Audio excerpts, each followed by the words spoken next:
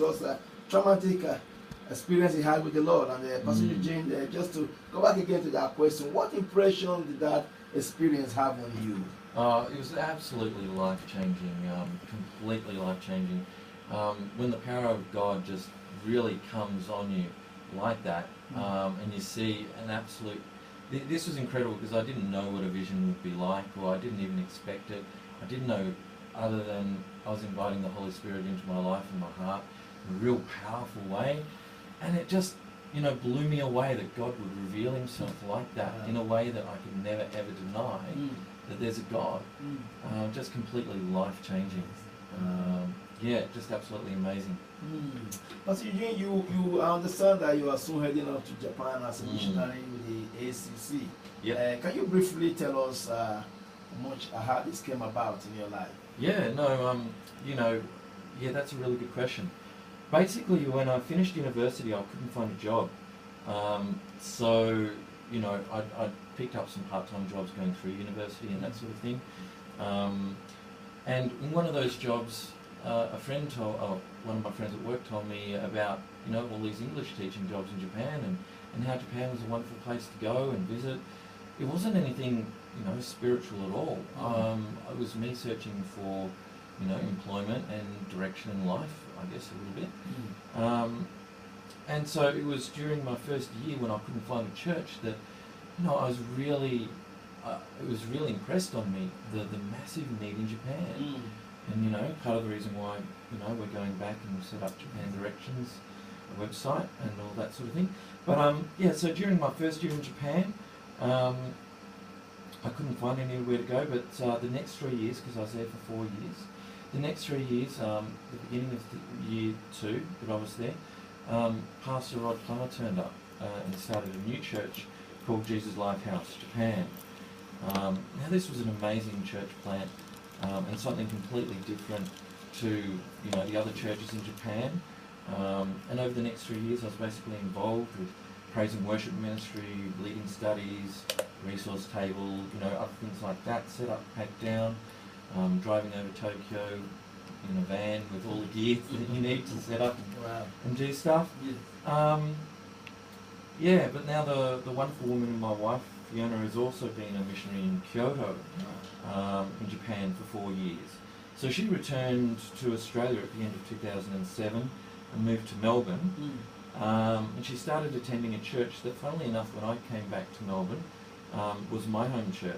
And I was part of the missions team there and had to get regular updates, and lo and behold, she moved to Melbourne. She's originally from Sydney. And God knew, He put us together with a plan. He really did. He, you know, I was lamenting for a long time about why things weren't going the way I was hoping that they would go, the way I thought that they would go, you know. Originally I was a trained opera performer at the Victorian College of the Arts, and you know, I always thought and grew up thinking that I was going to perform opera, and it turned out to be, you know, something that wasn't what was, you know, meant for me and meant for my life. And, you know, God's really put my wife together with me, really partner in this, and given us a real vision for Japan, and seeing the nation of Japan drastically changed. So, yeah, so basically this confirmed to us that we were called to the nation of Japan as missionaries, and we got married, and in 2013, last year, we went back seeking God's heart for the nation of Japan, and He really just confirmed that and opened the door up to us for that, and, you know, gave us connections in Japan again. We had the opportunity of meeting up with, you know, some old friends and finding out how things are going and all that. It was just amazing. So just one thing after the other, God's just opened doors, confirmed things for us, and really just blessed us every single step of the way. When we didn't know where to put our next foot, God was there. God was there. Was powerful. Yeah, absolutely. So, you know, one thing has led to another, and you know, He's really opened up a door for us now, and it's become clear that we've been able to sow into the lives of another missionary couple from Brisbane who've become senior pastors in a Japan AOG church in Fukuoka. So we're going to be, partnering with them and working together in developing a dynamic team-based ministry outreach. And that's the real key, the real fundamental thing that really drives the success that we're seeing at the moment in Japan is teamwork, getting together, being in agreement with the gospel and just getting the message out. Really just connecting with God, connecting with people. Just coming back to basics. Wow. So Pastor Eugene, looking at that type of calling, because this is a very unique calling that God has given to you. So what is your work going to be centered in Japan? Yeah, very good question. Look, there's lots of different opportunities, and as God sort of leads us, I'm sure that other opportunities will probably avail themselves as well. But at this point in time, there's just a whole bunch of things that have been working and that we can get involved in. Things like 5-minute English challenges, connecting with the youth, the next generation in the universities. English for a lot of Japanese people, especially young people, is part of the work, part of the culture that they want to connect with, and all those sorts of things. So we're doing things like 5-minute challenges, going up to people and challenging them on campus for that, and offering them an opportunity to get involved in language classes that the church also does as an outreach as well. So just another really good way of connecting practically with people in the community. Also, one of the things that is unique about that particular church is that they've got an international school, a school where just typical Japanese kids can come and learn with an international curriculum. Yeah. So that in itself is quite unique and quite amazing.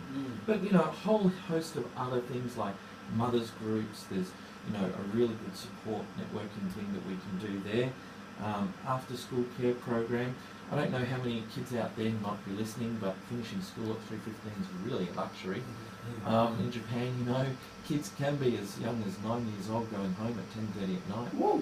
Yeah, because there's after school care programs and there's programs after that. And sometimes parents are just stuck and don't have anyone that can look after the kids and don't get home till really late at night. So being able to offer support services there and ways to connect with those sorts of needs as well.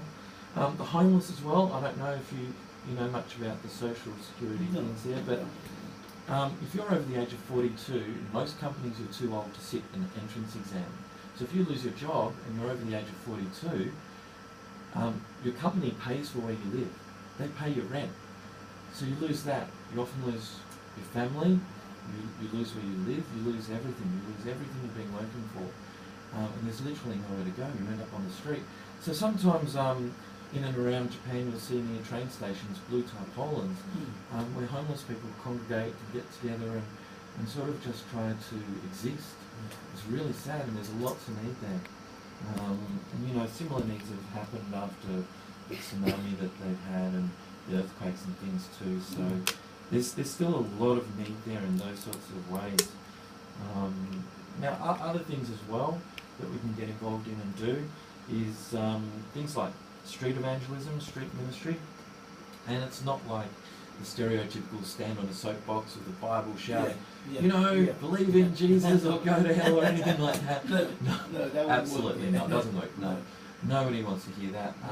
Basically, what it is it's getting together with a bunch of people, praising God, telling people about how good God is, inviting people to come along to get to know them, and going to a park and just talking about God, how God's been active and powerful in our lives, and just really making new friendships and connections like that. And look, God's really blessed us. I know that the guys on field have been really looking forward to a PA system to be able to, help in doing evangelism outreach like this, and they haven't been able to afford it. It's going to be on their agenda, their list of items to talk about. But praise God, we've been able to get people who had a heart and seen the vision and get behind us and provide finances. Now, we've been able to give them a brand new PA system on Thursday last week. Wow. They've been able to take that off of their own generator. That's good. And believe it or not, they didn't even give very much detail as to what was needed there.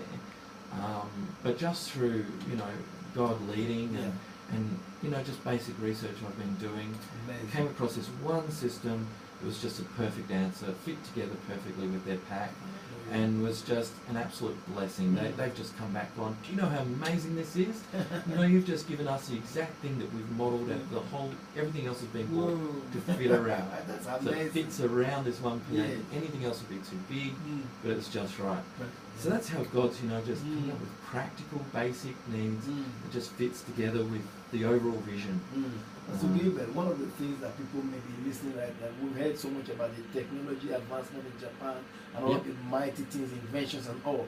So there's a real spiritual need as well there in that case. Yeah. Look, there really is. I mean, there's a big spiritual need in Japan at the moment. There's a void, a spiritual void that really needs to be filled. You know, it's an opportune time to come in and give good news, the hope of what God is able to do. So yeah, there's a real openness and a real shift away from a lot of the traditions in Japan. You know, Japan is a country where there's a lot of very old traditions and a lot of cutting edge technology. Where you know, when you consider how they put those two things together, you can have the most advanced systems, but you still go to the bank and they manually stamp your passport to get money out. You know, at least when I was there, they were still doing that. So, you know, things have probably progressed still some since I've been there, but still a very traditional way of doing things with the most cutting edge technology. So, It's good to hear that from you. We'll be right back just after this.